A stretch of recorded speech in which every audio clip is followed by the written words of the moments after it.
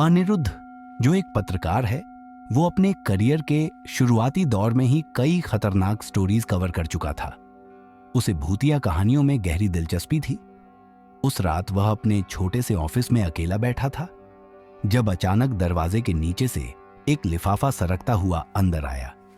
लिफाफे पर कोई पता या भेजने वाले का नाम नहीं था। उसने धीरे से उसे खोला। अंदर एक मोटा कागज था जिस पर सिर्फ एक वाक्य लिखा था, वीराना हवेली जाओ। तुम्हें ऐसी कहानी मिलेगी जो तुम्हारे करियर को अमर कर देगी, लेकिन याद रखना, हर कहानी की कीमत होती है। पत्र पढ़ते ही अनिरुद्ध के अंदर का पत्रकार जाग उठा। उसने वीराना हवेली के बारे में सुना था। यह हवेली शहर से करीब 50 किलोमीटर दूर जंगलों के बीच स्थित थी और कई वर्षों से वीरान पड़ी थी। स्थानीय लोग कहते थे कि हवेली में आत्माओं का वास है। शायद यह किसी का मजाक है, अनिरुद्ध ने खुद से कहा, लेकिन वह जानता था कि उसकी जिज्ञासा उसे चैन से बैठने नहीं देगी। उसने तय कर लिया कि वह वहां जाएगा। अगले दिन उसने अपनी गाड़ी निकाली, कैमरा और कुछ जरूरी सामान बैग में रखा और सुबह होते ही वीराना हवेली की ओर रवाना हो गया। हवेली तक का रास्ता घने जंगलों और खस्ताहाल सड़कों से होकर जाता था। रास्ते में एक छोटी सी दुकान पर चाय पीने के लिए रुका। भैया, वीराना हवेली का रास्ता यहीं से जाता है ना? उसने दुकान वाले से पूछा। दुकानदार ने चौंक कर उसकी ओर देखा। आप हवेली जा रहे हैं? वहां मत जाइए, वहां कोई नहीं जाता। जो भी गया लौट कर नहीं आया। वहां मौत है। अनिरुद्ध हंस पड़ा। मौत हर जगह है भैया, मैं बस अपनी कहानी के लिए जा रहा हूं। दुकानदार ने उसे रोकने की कोशिश की, लेकिन अनिरुद्ध नहीं रुका। शाम ढल चुकी थी जब अनिरुद्ध हवेली पहुंचा।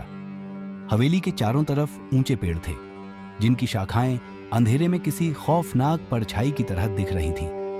गेट जंग खाया हुआ था और हर हल्की हवा के झोंके पर चरमराने की आवाज कर रहा था। हवेली के अंदर कदम रखते ही अनिरुद्ध को एक ठंडी हवा का झोंका महसूस हुआ। उसने इधर उधर देखा।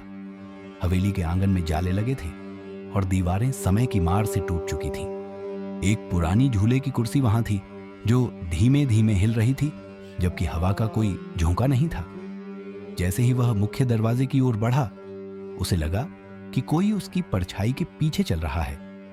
उसने मुड़कर देखा, लेकिन वहां कोई नहीं था। दरवाजे को खोलने में थोड़ा जोर लगाना पड़ा। अंदर का माहौल और भी डरावना था। पुराने फर्नीचर पर धूल जमी थी। दीवारों पर कुछ पुराने चित्र लगे थे। चित्रों में एक आदमी, औरत और एक छोटी बच्ची के चेहरे थे। उनकी आंखें उसे घूरती हुई महसूस हो रही थी। अचानक उसे लगा कि दूसरी मंजिल से किसी के कदमों की आवाज आ रही है। उसने अपनी टॉर्च निकाली और धीरे धीरे सीढ़ियों की ओर बढ़ा। कोई है यहां? उसने आवाज लगाई। जवाब में केवल सन्नाटा था, लेकिन तभी एक जोर की आवाज हुई, जैसे कोई भारी दरवाजा खुद से बंद हो गया हो। अनिरुद्ध का दिल तेजी से धड़कने लगा। वह डर को अनदेखा करते हुए आगे बढ़ा। अनिरुद्ध को हवेली की पहली रात अजीब घटनाओं से गुजरनी पड़ती है। उसे कुछ संकेत और रहस्यमयी चीजें मिलती हैं जो हवेली की असली कहानी की ओर इशारा करती हैं। क्या वह हवेली में अकेला है या कुछ और भी है? हवेली के अंदर कदम रखते ही अनिरुद्ध ने महसूस किया कि यह जगह सिर्फ एक खंडहर नहीं थी, यह किसी अनदेखे राज को छुपा रही थी। दीवारों पर लगी पुरानी लकड़ी की सजावट जर्जर हो चुकी थी। जगह जगह दीमक की आवाज सुनाई दे रही थी। फर्श पर टूटे हुए कांच के टुकड़े और बिखरे सामान ने यह संकेत दिया कि यहां वर्षों से कोई नहीं आया। जैसे ही उसने अपने कैमरे को ऑन किया और चारों ओर घुमाया, कैमरे की स्क्रीन पर कुछ अजीब सी लकीरें नजर आईं। यह ऐसा था मानो कोई अदृश्य ऊर्जा कैमरे को प्रभावित कर रही हो। अनिरुद्ध ने इसे सामान्य तकनीकी खराबी मानते हुए नजरअंदाज किया। पहला कमरा एक बैठक जैसा दिखता था। वहां एक पुरानी झूला कुर्सी थी जो हल्के हल्के हिल रही थी। अनिरुद्ध ने ध्यान से देखा, हवा का कोई झोंका वहां तक नहीं आ सकता था।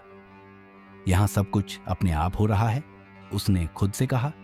वह कुर्सी के पास गया और उसे अपने हाथ से रोक दिया, लेकिन जैसे ही उसने दूसरी ओर देखा, कुर्सी फिर से हिलने लगी। इस बार वह ठिठक गया। दीवारों पर लगे चित्र अब भी उसे अपनी ओर आकर्षित कर रहे थे। वह उनके पास गया और टॉर्च की रोशनी डाली। चित्रों में एक परिवार था, एक आदमी, एक औरत और एक छोटी बच्ची। उनकी आंखें गहरी और जीवंत लग रही थी। यह महसूस हो रहा था कि वे उसे घूर रहे हैं। तभी अचानक टॉर्च की रोशनी झपकने लगी। अनिरुद्ध ने बैटरी चेक की। बैटरी पूरी तरह चार्ज थी, फिर भी टॉर्च की रोशनी बंद हो गई। अंधेरे में वह अपने बैग से दूसरा टॉर्च निकालने लगा। तभी उसे एक हल्की हंसी की आवाज सुनाई दी। यह आवाज कहीं दूर से आ रही थी, पर हवेली में उसके अलावा कोई नहीं था। कौन है यहां? उसने ऊंची आवाज में पूछा, लेकिन जवाब में सन्नाटा था। कुछ देर बाद उसने एक कांच की खिड़की के पास हलचल महसूस की। वहां खड़े होकर उसने बाहर देखा। हवेली के बाहर का नजारा और भी डरावना था। पूरा जंगल अंधेरे में डूबा हुआ था और हवा से पत्तों की सरसराहट एक अजीब सी बेचैनी पैदा कर रही थी। यह सब मेरा भ्रम है, उसने खुद को समझाया। लेकिन तभी ऊपर की मंजिल से किसी के कदमों की आवाज आने लगी। यह आवाज इतनी साफ थी कि अनिरुद्ध को यकीन हो गया कि वहां कोई है। उसने अपने डर पर काबू पाते हुए सीढ़ियों की ओर बढ़ना शुरू किया। सीढ़ियां पुरानी और चरमराती हुई थी। हर कदम पर लगता था कि फर्श उसके नीचे से गिरने वाला है। दूसरी मंजिल पर पहुंचते ही उसने देखा कि एक बड़ा हॉल है। हॉल में फर्श पर एक बड़ी कालीन बिछी हुई थी जो धूल और जाले से भर चुकी थी। कालीन के एक कोने से एक धातु की चाबी झांक रही थी। अनिरुद्ध ने चाबी उठाई। जैसे ही उसने चाबी को छुआ, उसके कानों में एक औरत की चीख गूंज उठी। उसने तुरंत अपना हाथ पीछे खींच लिया और चारों ओर देखा। यह जगह सही नहीं है, उसने बुदबुदाते हुए कहा। एक दरवाजा जो बंद नहीं होना चाहिए था। हॉल के एक कोने में एक दरवाजा था जो आधा खुला हुआ था। दरवाजे पर लगे जंग लगे ताले को देखकर लग रहा था कि यह कई सालों से बंद है। लेकिन यह कैसे खुला? अनिरुद्ध ने हिम्मत जुटाई और दरवाजा खोला। अंदर एक छोटा सा कमरा था। कमरे के बीचों बीच एक लकड़ी की टेबल थी जिस पर एक पुरानी डायरी रखी हुई थी। डायरी पर धूल जमी हुई थी, लेकिन उसके पहले पन्ने पर खून के धब्बे थे। उसने धीरे से डायरी खोली। अगर तुम यह पढ़ रहे हो तो इसका मतलब है कि तुम भी इस शापित हवेली के शिकार बनने वाले हो। अनिरुद्ध ने डायरी को जोर से बंद कर दिया। उसकी सांसें तेज हो रही थीं, लेकिन अब वह जानता था कि यहां कुछ बड़ा रहस्य छुपा है। अनिरुद्ध हवेली में रुकने का फैसला करता है, लेकिन रात में उसे कई डरावनी घटनाओं का सामना करना पड़ता है। उसे हवेली के इतिहास की कुछ झलकियां मिलती हैं। वह महसूस करता है कि वह यहां अकेला नहीं है।